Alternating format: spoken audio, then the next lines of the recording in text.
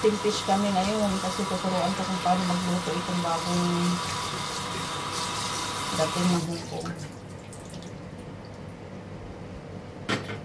Yan. Luya. Para sa isda.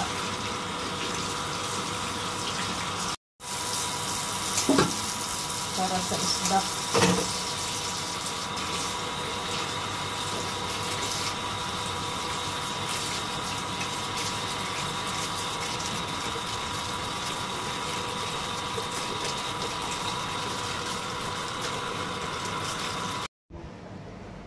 Yan, ito kailangan natin to. Ayan. Tapos ito isda. Hindi natin dito. Yan. Set aside natin. Then ito, hiwain natin ng ganyan. Ganyan.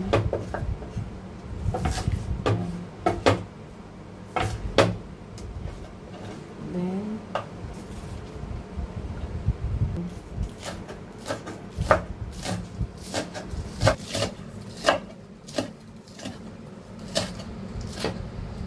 ayan.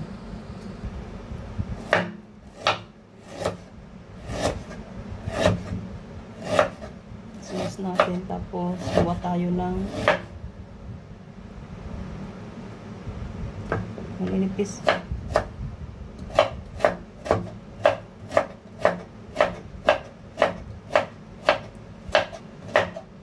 Para sa ano na rin yung iba, para na rin sa choy-sam.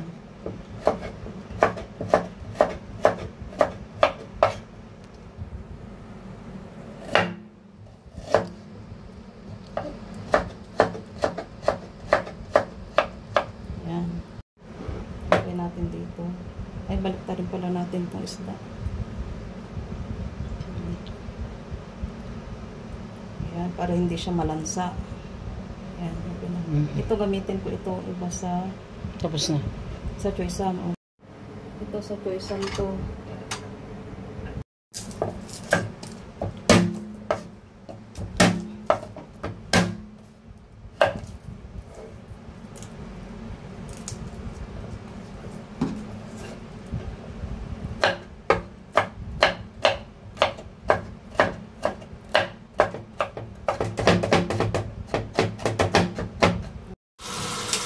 Yung choy-sam, tanggalin natin ito.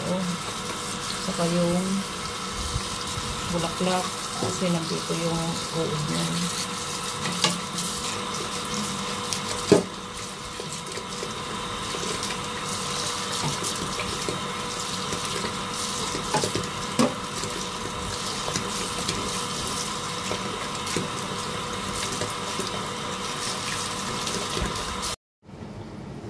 Ayan, kumukulo na. Ilagay na natin.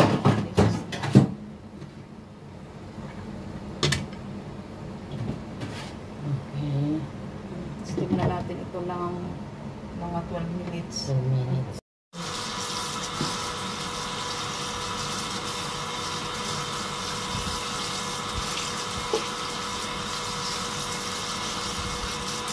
Yung nilog-tulog. Yung mga ingredients ng ano. I-check na natin. O, luto na. Okay na. Nahihirapan tayo. Ay, may pang-ipit ka.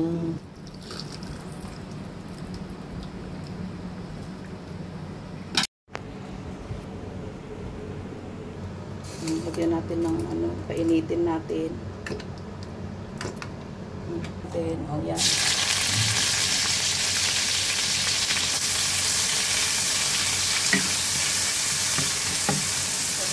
Tapos, ito, ilagay natin dito. Yun. Ganun lang. Pag ano ng steam. Yun.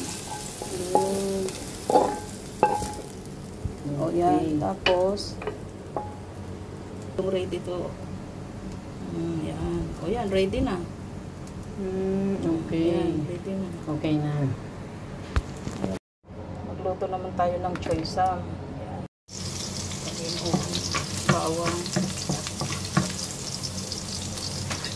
Luya.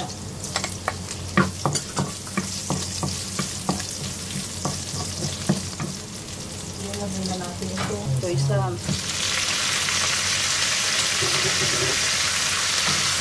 Yan. Depende sa dami ng soy sauce, ilalagay ng asin.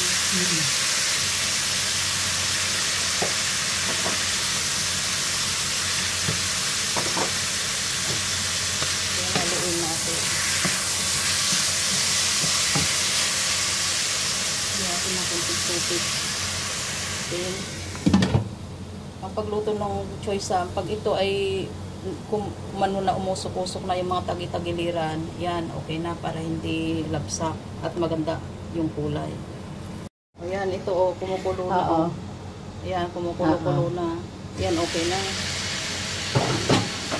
Para yung kulay, hindi siya pangit at hindi siya labsak. Parang ano lang siya.